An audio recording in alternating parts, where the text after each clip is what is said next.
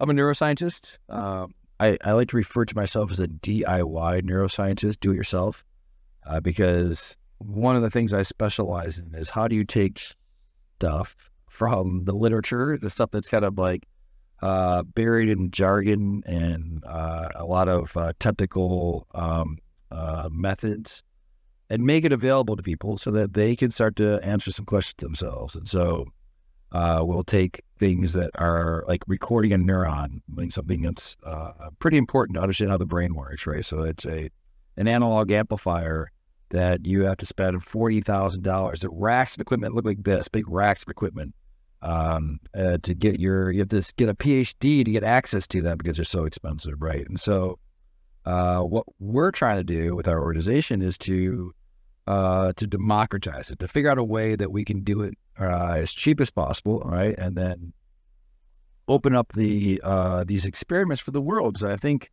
20% of the world has a neurological disorder. That's a fact. It's getting to be more 25% now.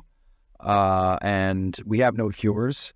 And so why not teach about how the brain works so that you could get more people interested in the brain? And I think that it's happened in astronomy, right? The Hale-Bopp comet was discovered by an amateur. It's been happening in a lot of fields of mathematics. You can look at things where you don't need a lot of money to invest. Like astronomy, you just need a cheap telescope. Mathematics, you don't need a piece of paper, right? But in biology, it hasn't really happened that well. There's not a lot of amateurs contributing. But I think it's because of the tools are a little bit complicated and expensive, right? And so it wasn't happening in neuroscience at all. So that's where we kind of come in and we kind of democratize it, make these cheap kits that are the equivalent of these expensive kits, right? We make them available for people, and then we set up a number of experiments that kind of get them thinking about how to ask the question. How do you pose a hypothesis? You collect some data, you analyze the results, and you figure out if your hypothesis is correct, a scientific method. And we try to just do that within the field of neuroscience, get kids interested in how the brain really works. I think in general, you need curiosity, right? And I think in general, most people, including kids, are curious about themselves. How do they, like when you think about things, like, how do I think about that? So I think in general, just innately, we're curious about how the brain works, right? And so I think that's step number one. You have to have the curiosity. If you don't give a shit about the brain, then about how yourself, you're not going to be a good scientist, right? But you got to be curious a little bit. And I think many kids are. So I think many people are. And so I think that's step one. And then step two is just figuring out you have to, it's like the scientific process, like a muscle. You have to exercise, right? You have to get better and better. And even in our program, we have some, PhD candidates that are still learning that process. So it's a really tough thing to really figure out how to do a scientific experiment correctly. And so I think that by introducing with some simple stuff first, but they still have to be critical with their responses, we could do that. I think we get a lot of DIY neuroscientists that actually publish the results. And that's the difference between a scientist and a curious person. A curious person just does it, right? But a scientist does it and then puts it out there for other people to either recreate it or to come back and say, hey, wait a minute, you did this wrong, right? So you have to expose yourself. And so that's part of the scientific process to be able to put it out there. And so I think we try to train that one as well. And we publish lots and lots of papers with our students and with collaborators to sort of show that our hypotheses are true. And we go through the peer review process, and we have to fight with all the reviewers. And it's part of how science is done. And I think it's something that I know in Serbia, we could improve that. And I know in the United States, we can improve that as well. Like getting the general public to think critically is a challenge. It's a big challenge. I think the more I'm amazed by these later models that are coming out, the more probably the first time you use ChatGPT and you realize that the function that you typed in or the chat you got back was actually a function, right? And it was just taking numbers and multiplying them together, and then it comes out a stream of words, and it's holy shit, that makes perfect. It's like, I think we've all had that feeling where you sit there and you realize, like, is that what I'm doing? And I begin to think I ebb and flow on this, but I do think that majority of what we do is predicting what we're going to say well before we say it, right? That's why there's not a lot of information in conversations often. There's other people like, oh, I have a story. Everyone's just like adding on to their predictive models of what we say. But are we a computer? We are in a sense, right? So we are an algorithm of sorts. We're on the most beautiful computer in the world. We don't have computers like the brain. These computers we're starting to get them with these AI models, right? You've got Stable Diffusion, you've got DALL-E, you've got like these GPTs, and each one of those is huge. Like it's like over 1.5 billion parameters, right? So that's getting close to the number of neurons, but not to the number of synapses we have. If you keep multiplying that up, I think eventually we'll get to the point. But I think to answer your question, of course we are computers. We are analog computers that are able to process things in such amazing ways that we communicate with each other. And so I believe in the laws of physics. I believe that we are physical objects, and so the physical objects must collide. So we are a Turing machine. I think each neuron, each cell is a Turing machine, right? So that can do computation. And I believe we're a collection of billions of these things. And yeah, I think in the terms of computing, I would claim that we are computers, just like silicon is computer. My lab mate Tim Marzullo and myself would work on these kind of fun projects that we would just do a little bit of sarcasm and try to make light of ourselves and our colleagues. And so we're doing a bunch of sort of satirical posters at conferences, always based on real data, but talking about things that need to be talked about, like the fact of, for example, not using correct statistics in fMRI studies. That was a big problem in the early 2000s, right? And so we would do a satirical poster about doing the same analysis, but on the stock market instead of voxels, and we would prove that the rats were controlling the stock market. If you don't do the right corrections and statistics, you can get these correlations that are spurious, but you can lean into, right? And so we would kind of approach interesting problems in a kind of a not too normal way. And so when we started thinking about ways that we could bring neuroscience into the classroom, Tim actually had the idea of actually recording from, instead of running from rats and on $40,000 equipment, what if we took a cockroach and we just recorded from the brain of a cockroach, right? So something similar to a human. You probably get offended by that. Many people do.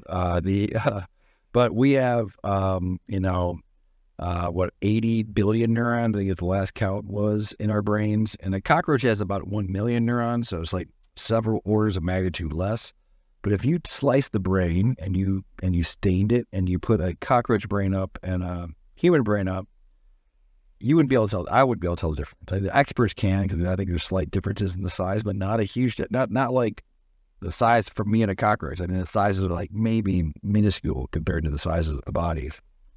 And so, which means that the cockroach's neuron is almost identical to ours. So if you record from a cockroach, it's like you're recording from your own brain. So that's where the breakthrough was happening, that we could actually use in invertebrate animals to really start to understand about how our own brains work.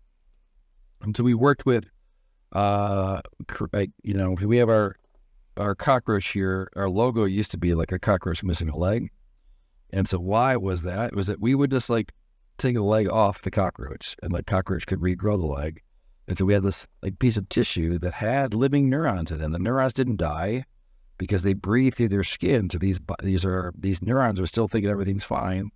They could put pins right through them, and we would put pins through the leg, and the metal would touch the neurons that are passing by, and then we would put into our analog amplifiers. And so it would basically take a very, very small signal on the order of millivolts and make it big enough so that we can hook it into a speaker and move a speaker, and you can hear what the spikes sound like when you put into the auditory stream, and then and you'll be able to see it on the computer. You'll be able to actually measure the voltage of these spikes. And then you can, once you have that, you can like then ask a bunch of questions. You can like poke at the hairs and see how the neurons respond. You get to see all these beautiful ways at which the neurons encode information. And so when we had that invention, we took it into the scientific conferences, and we didn't think anything of it. We were going to present it. We presented it as a satirical way. We said this is the cure for the zombie apocalypse, because if the zombie apocalypse were to happen, right, all the humans would turn into zombies. And obviously, as the neurological disorder is changing their gait, right, their behaviors are different. They want to eat brains now, and that's a different behavior. And so it clearly is coming from the brain, and you want to investigate that. But everyone turned into a zombie, so you would break into Radio Shack at night and get these chips. And that was the story where it was like not very serious, but it was a fun way, because if you just talk about a single-channel bioamplifier that's for education, no one's going to stop by your poster. But if you have a zombie apocalypse, somebody. So anyway, we had a big crowd, and then someone from the journal Nature was there, and they came and, hey, can we do an interview with you guys? And so we did an interview. We did a podcast. It was the Neuropod, Nature's podcast with neuroscience.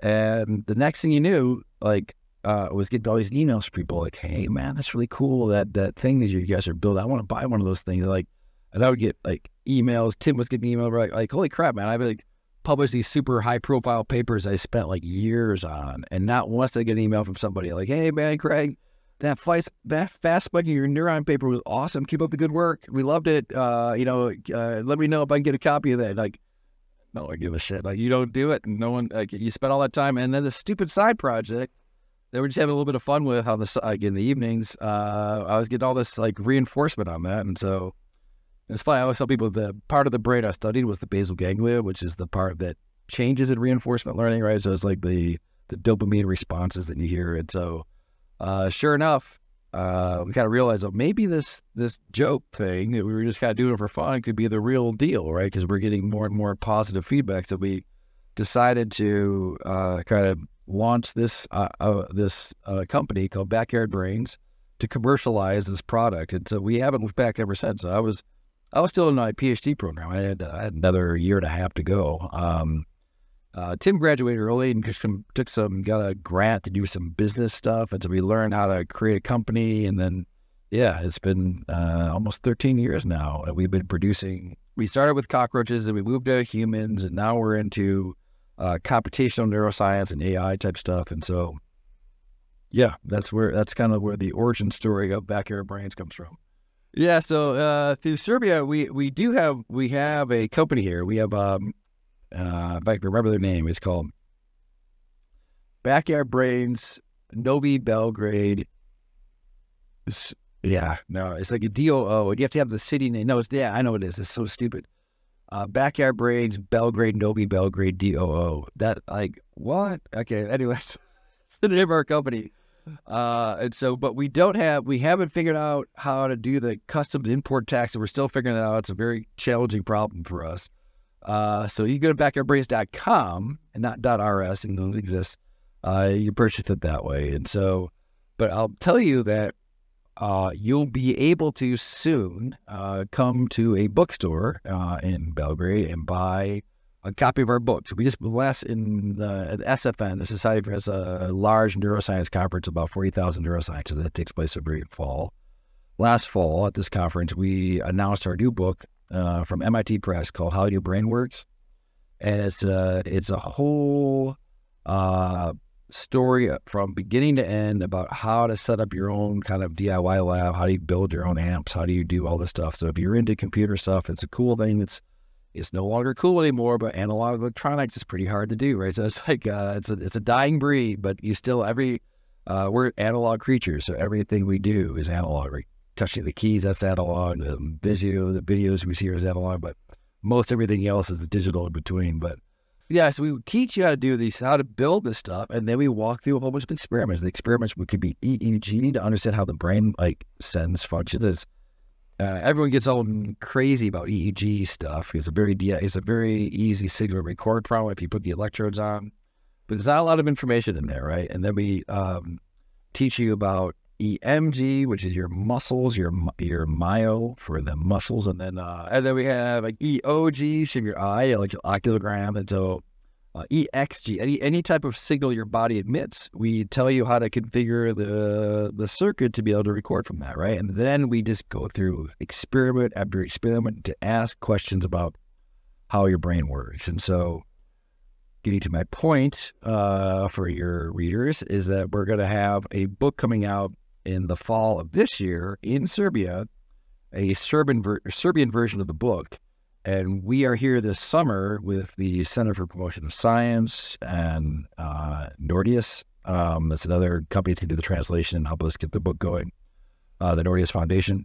And we're going to take the book, translate to Serbian, but do something else. We're going to add a number of chapters in there. And I'm sure you probably have had this before where you get something out and you finally release it and then it's in the wild.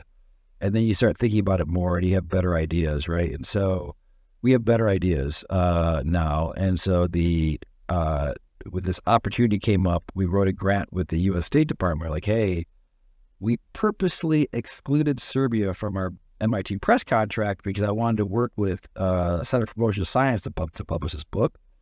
And I reached out to them. I said, would you be interested in writing a grant with us? And so we wrote for the State Department. And now we have a program this summer. We have half the Serbian students and half American students working on projects together. And we're starting to build a better picture of how your brain really works. And we're going to add new chapters. And I think the new chapters are going to be the best chapters in the book. And I think when we release this book again, those will be in English at some point in the future. But I like the fact it's going to be out in Serbian first. Right? So you the first copy of it about really good models about how your brain works, right? And so, and I think we could do very like these are kind of foo-foo questions, right? About consciousness and about how you think, but we don't mind the questions as long as you answer them very scientifically. And so we're doing a bunch of very carefully controlled scientific experiments that are going to start to dive into more of the complex ideas about how the brain works. I think it's because of computers. I think the idea of when people see that every year their phones are getting better and smarter, they see like, just in general, technology is rising everywhere, right? And especially with AI. I mean, AI has exploded. I mean, I think for people who are in the field, this is an old field. I was in AI in grad school for like 15 years now. But for a lot of the population, this is a brand new field, right? This idea of that this AI kind of popped out with these convolutional neural networks in 2014. So that's what, holy crap, everyone's like paying attention now, right? And so I think the idea that as things get more and more complicated, people are really curious, like, how does this machine work, And I think that's driving it. I think we have an increase in mental, health issues that maybe people become more curious about how their brain works. But it is the fastest growing undergraduate major for the past decade. And now we're seeing more and more high schools coming closer to neuroscience and bringing neuroscience in there. And so gymnasiums here in Serbia. And so I think we're there to meet them. So when they're ready for it, when your schools are ready for it, we're here for you, man. We're going to have all the materials you need to do to really understand how the brain works. You think smells are less? Nope. You think smells done more than their audio? I could see that. It's just like we came, Tim, my co-founder, has a neurological disorder with his ear. So he was in the Kresge Hearing Center in the University of Michigan because he wanted to know more about auditory research, right? And so, but I do think that to answer your question about, what was the question about why do we have the emotional impact of the auditory, or why is auditory not so and so? I could tell you one thing. If you look at how memories are stored, I would say that our least salient signal is smell. I would think our most salient is our vision. I mean, majority of our brain's hardware for vision. But auditory is up there. And actually auditory is interesting because there's less processing power to it. We're much faster to react to sounds than we are to visual responses. We can that's why they use light. They use a gun in sports so that you can go, right? As soon as that gun is here, your reaction time is much faster than that than the visual responses. So I think in general, I think all areas of the brain are studied, and there's a huge if you go to Cipher Neuro, there's audio research that we did that at our lab. We had people put electrodes inside the auditory cortex and we're stimulating to see what we can get rats to listen to and see if we can recreate the sound just using electricity. So it's out there, but I think it's probably out of our senses. I think touch we're much faster on. We have a lot of senses that mean more to us, and I think the feeling of touch and the visual we respond to very well. Probably just because it's just not. It's tough to say. But I would say that speaking of these senses, I always think about like what a world looks like to a dog, right? Because like with auditory, you can hear what's now, and vision, you can see what's now. But with smells, like if you're a dog, you see ghosts of people that were there a month ago, and you can see them kind of fading away, right? So you have this whole sense of not just what's there right now, but what was there in the past, right? So you can actually start to go through, and I find that very curious. Like, how does a dog see the world where your primary sense is your smell, right? Anyway, I think there's not that in auditory. One of the things I enjoy, I wrote that grant to come here on purpose. I want to come here for extended periods of time. I have kids. We live in the Bubašvabe, and so the kids run around outside. And it reminds me of my childhood. We don't have that anymore in the United States. So there's a sense of freedom to explore and to get in a little bit of trouble, but not too much trouble, right? With that. So parents kind of flocking over you. And so where we live in the U.S., it's tough because if you send your kid to the store, you can get child protective services coming after you. It sounds stupid. So one of the things I enjoy about Serbia is the freedoms you have. And then you have these like really long-term friends that they will be there for your, like, cover your back if you need trouble and stuff like that. So you've got this nice network of people that are here. And then the culture's great, right? So you've got a rich history of culture here. The foods are wonderful. And we live close to the River Sava, and we get to go enjoy all the music and boats and food and just great.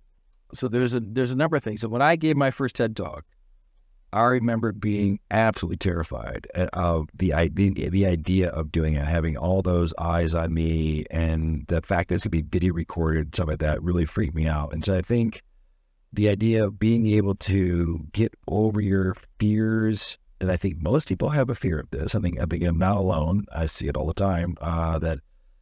So that in and of itself, I would recommend to everybody, like to face those fears and live up to them and to express it, right? So but I think the second thing is, of course, right? So TED has a huge audience, right? They have, and your goal in life, I think everyone's goal should be to have something they can give to the world, an idea, right? And their slogan is ideas worth spreading. And so if you want your idea to spread, and that's what we should do, if you invent ideas, then you want to get the biggest, widest of the audience as possible, such that your ideas could resonate in the minds of others, right? So that's what we're trying to make, a copy of our ideas. Richard Dawkins calls them memes, right? The idea of like things that they could spread and mutate and start to become better things. And so hopefully that a young person's idea will start to spark another idea, and that's what humans can do really well. We can like play with each other and get different stuff. And so, yeah, I think the TED organization gave us credibility up at the beginning when we were a bunch of yahoos with cockroaches and stuff like that. And so it opened up a lot of doors for me personally. And I think what it's been able to do is we've millions and millions of views on these things that you give a talk once, right? But then it sits and floats around forever on the internet. And then, people come up to you like 8 years later, hey man, I really want to ask you about something. Like, sure, let's chat about that. So it's like these old ideas are still resonating and bouncing around. And so I think that's kind of the goal. So no, I highly recommend it. It's a good organization. I think sometimes the talks can be a little bit, like the speaking style, a little bit cliche and stuff like that. And I think But if you just want to focus on what the ideas are, I think it's a very, very good way to get messages across, especially the shortness, right? You don't need to have a long talk. Just get the ideas out.